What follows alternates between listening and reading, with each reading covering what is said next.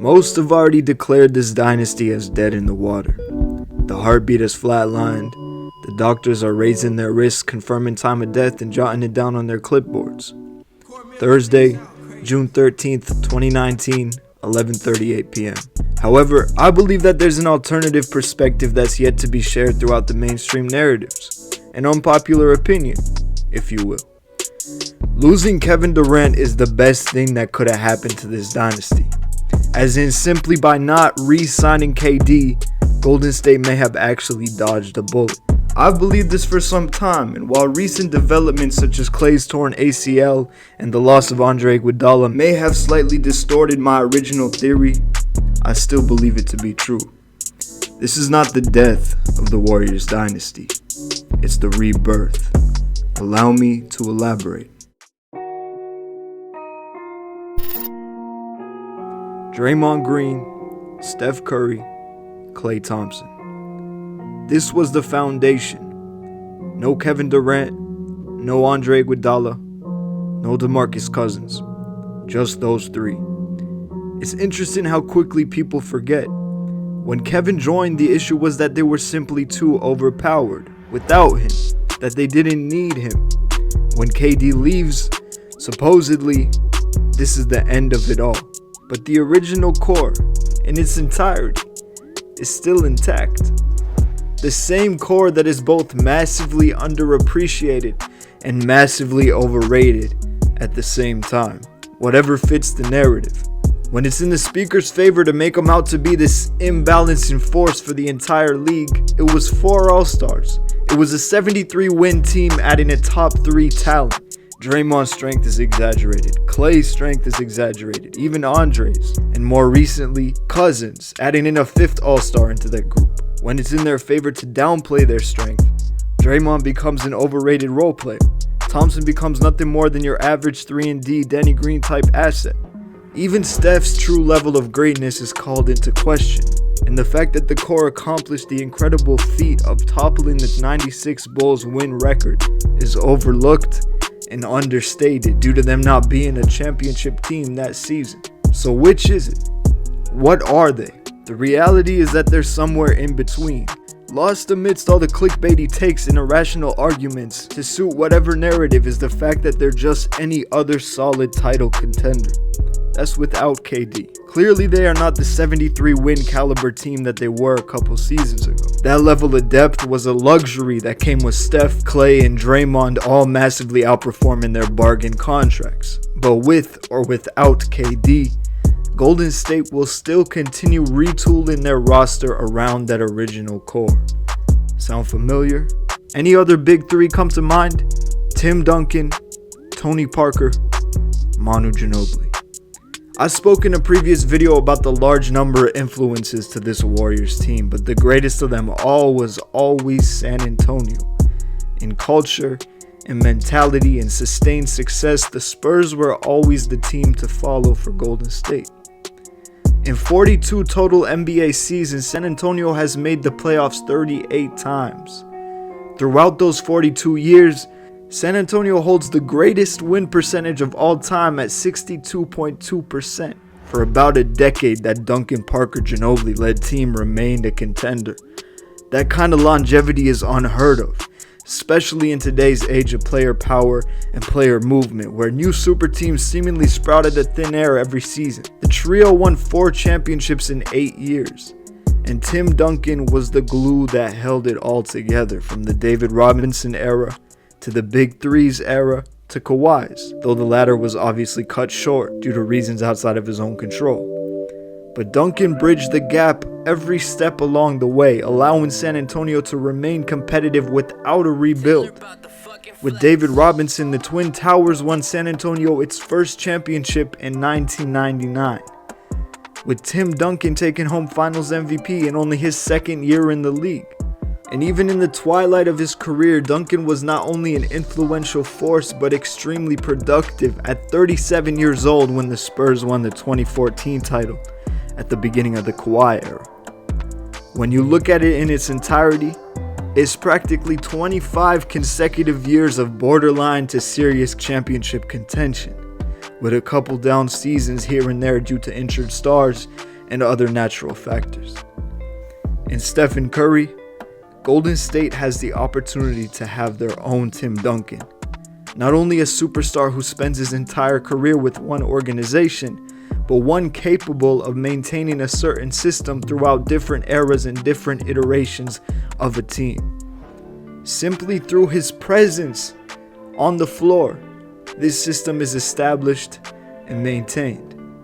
And with Klay Thompson and Draymond Green being the Parker and Ginobili of this scenario, while Steph is the face and the man behind the system, it wouldn't be the same without the roles that the other two fill. So the question is, which is truly better for a dynasty? 3 to 5 more years as title favorites, or the chance to maintain a championship culture and respected organization for a much, much longer time?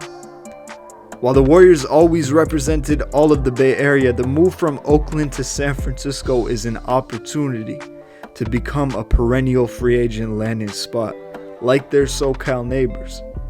But it's more than just location or market, and this offseason is yet another reminder of that. The New York Knicks' failure in landing not Kyrie, not KD, not Kawhi, not Butler, not Kemba, not any of the above, but Julius Randle.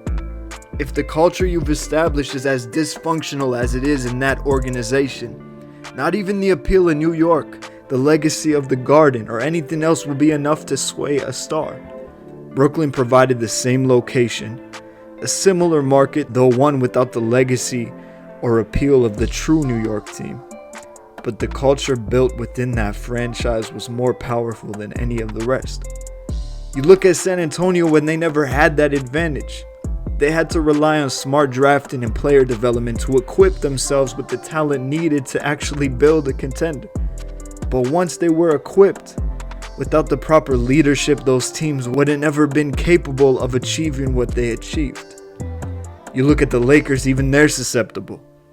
The dysfunction they've shown in the past couple years, I believe they would have fallen in the same exact trap as New York if it wasn't for them having already secured LeBron. The Los Angeles Clippers were close to stealing that city away, just like Brooklyn just did.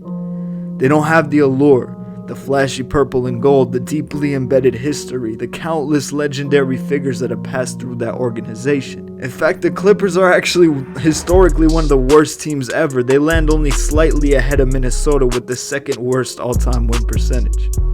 And still, 2 homegrown LA stars in Kawhi Leonard and Paul George passed on an opportunity to go to a Lakers franchise they presumably both grew up rooting for. Hell, PG passed on LA for Oklahoma City. Think about that. Even with LeBron as the ultimate bargaining chip, Golden State has a rare chance here to combine the culture in San Antonio with the appeal of a relatively large market and desirable location. And the growing interest in tech ventures in Silicon Valley is also playing in their favor. If KD had stayed for yet another couple seasons, how quickly would people have forgotten the roots of this team? The culture was already shifting. The chemistry they prided themselves upon was slowly slipping away. This specific 5-year, 6-year, however many year run would be remembered. This specific dynasty would be hailed as one of the greatest of all time, if not the greatest. But that's all that would have been remembered. Not the franchise itself, but one great run. Remember that culture was probably the most powerful selling point in making this organization desirable for free agents in the first place. Kevin Durant wouldn't have been possible without it. Andre Iguodala wouldn't have been possible without it before that. Boogie wouldn't have been possible. David West wouldn't have been.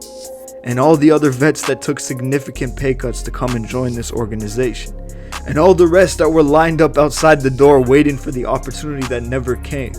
Even after everything, some of that pull still remains, but it wouldn't have lasted much longer. You see Willie Cauley-Stein and D'Lo gushing about this opportunity that otherwise would have been honestly pretty much rock bottom for them in each of their respective careers.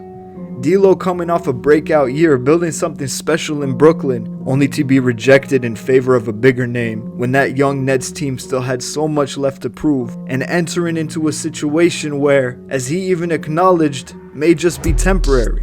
Left with an uncertain, unstable future and potentially soon heading to his 4th team in a mere 4 years in the league.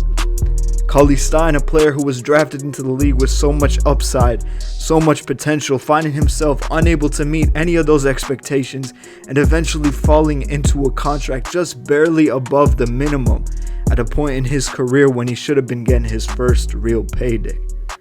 Yet Cauley-Stein was more than enthusiastic about this opportunity. You could see it in his eyes and hear it in his voice, how much this group, the spacing, the talent, the coaching, the leadership would help him reach new heights.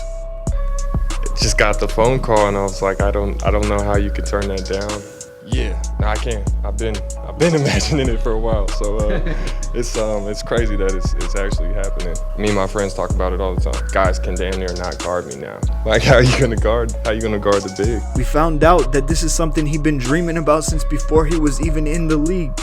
And that is the most compelling sign that the Warriors now have a real opportunity here to capitalize on this and become one of those franchises that just stay relevant through different eras of basketball. A player from the next generation of basketball who'd watched them build this foundation from the start as a young prospect with nothing but NBA aspirations at the time. That's how that reputation is built. That's what draws players to these types of teams in the first place. That respect that is instilled from a young age that makes kids come up dreaming about representing that city like the greats they emulated growing up.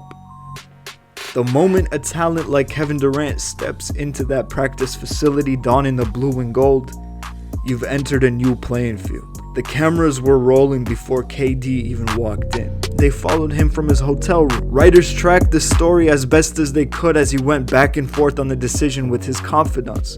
The narratives were already being formed before the decision was even made, so that as soon as it was, or it was not, there were 1,001 takes ready to go live at the click of a button. The fact that you're a homegrown team with all 3 All-Stars drafted into the organization, all 3 underrated and overlooked their entire careers, the Cinderella story of your sudden rise through the ranks of the elite, the feel-good, positivity-driven mantras of teamwork and cohesiveness and brotherhood and sacrifice and all that other bullshit is just thrown out the window. All of that now is impossible to preserve. You've now become the villain, the team to beat, the team that can supposedly do no wrong, and when you do commit the smallest mishap, when you make the smallest mistake, there is no excuse. While the attention it brings to your franchise is helpful in that moment when we're talking about Golden State making a name for themselves and distancing themselves from a very dark past, that level of attention, that spotlight that endlessly follows, does not discriminate. It will shine a light on your highest of highs, and it will shine a light on your lowest of lows. That spotlight becomes a cloud hanging over your head. You thought that you were special, and you are, but you now realize what being special really entails. It's not a crowd of yes men and dick riders promoting your every move and applauding your every success. It's a mob of haters plotting on your downfall and waiting until you show your first sign of weakness to pounce, making it extremely difficult to keep things in-house.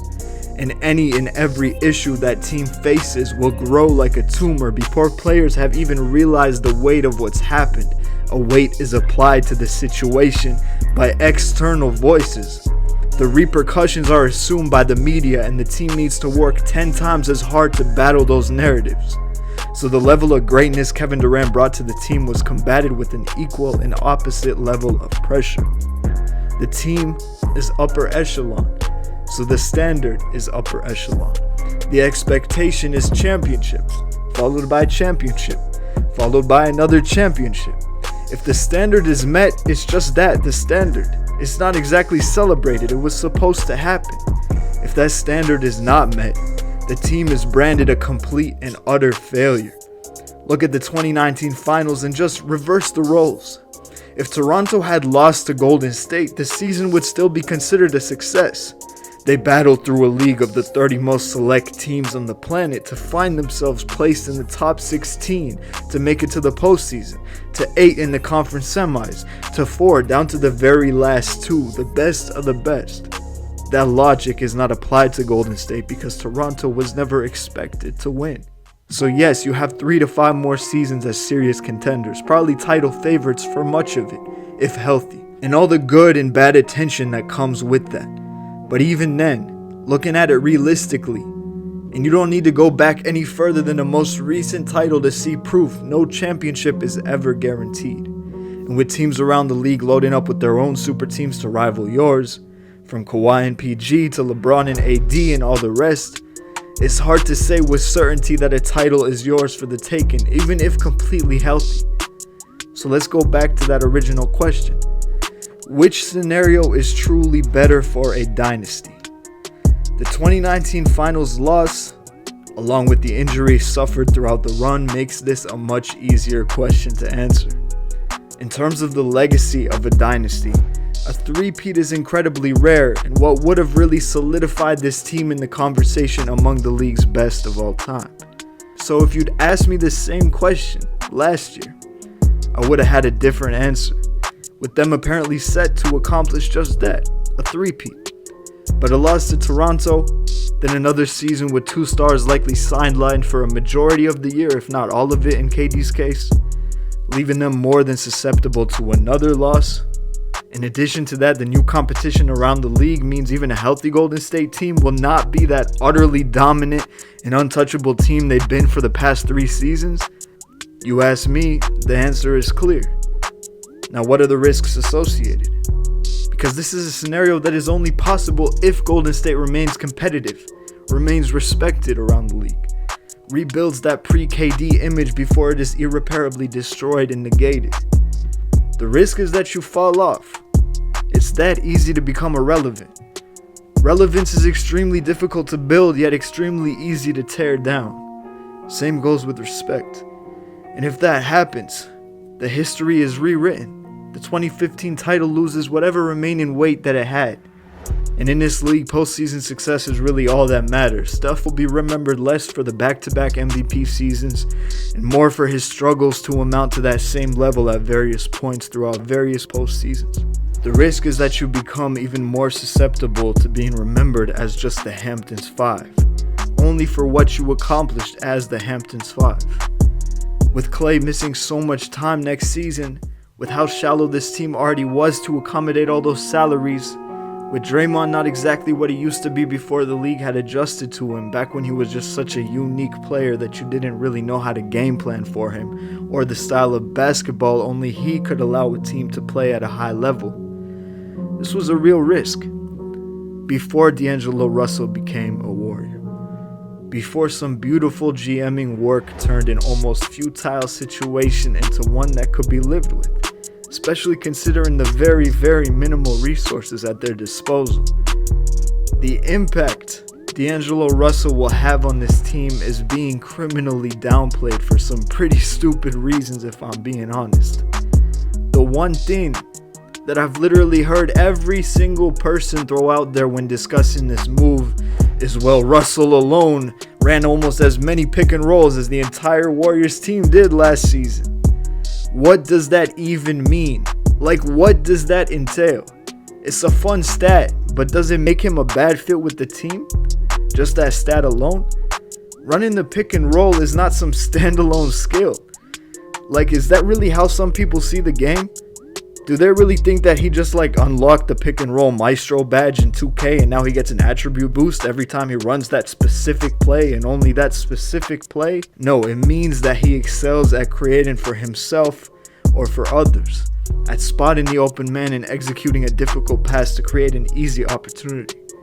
He'll apply those same exact skills in the Warrior system with some slight modifications, creating open shots for Steph and Klay behind the arc, curling off a slip screen instead of a pick and roll, using that crafty handle and elite vision to break down his matchup, while Curry's gravity pulls defenders out the paint as Draymond waits at the elbow to receive the pass from D'Lo and then make the immediate touch pass to the rim for a Willie Cauley-Stein lob. If you can't imagine how he could use those tools to not only fit into Golden State's system but actually excel at a higher level than ever before in his young career, then you haven't watched much Warriors basketball and you haven't watched much Nets basketball either. Defensively, of course, they won't be the same team. I mean, in every aspect, they won't be the same team. This argument that now they have to change their entire play style is incredibly weak. Of course they do. You're talking about adjusting to life without arguably the best player on the planet.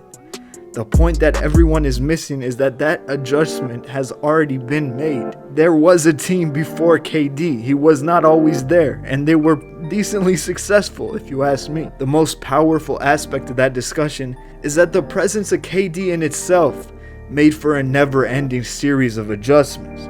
Not only the on-court adjustments of incorporating a top 3 talent, but the off-court adjustments that come with a moody, introverted personality who's extremely susceptible to being swayed one way or the other based solely on what people are saying about him. That come with that attention, that negative attention that I was speaking on. With the Warriors being the hottest topic in the league for the entirety of the past 3 seasons, and KD being the easiest target when it came to external criticism. This was a recipe for disaster. Ultimately, that exposure brought more negative attention than it did positive branding. He was never fully integrated, and he never would have been. Not mentally. You might say the Warriors now have to do it all over again, with D'Angelo Russell, with Cauley-Stein, Burks, Robinson, Spellman, and a whole host of new players on the team. But none of it will compare to the draining process of integrating a player as unique as KD in a situation as unique as his. But we'll discuss all that and more in the next video. And don't think we got only Warriors content in the works. Y'all will be seeing a flood of new content this offseason. A lot of projects I've been working on that I haven't gotten the chance to upload because they were less timely. From a video on Westbrook and Harden, which is 10 times more relevant now, to a video on this year's rookie class, to a video on Kawhi Leonard. So if you don't want to miss any of that, make sure you turn on post notifications. And if you're new, subscribe to the channel for more NBA content where journalism meets storytelling. And follow me on Instagram and Twitter for all things Klay Allen. And I'll see y'all very, very soon. Peace.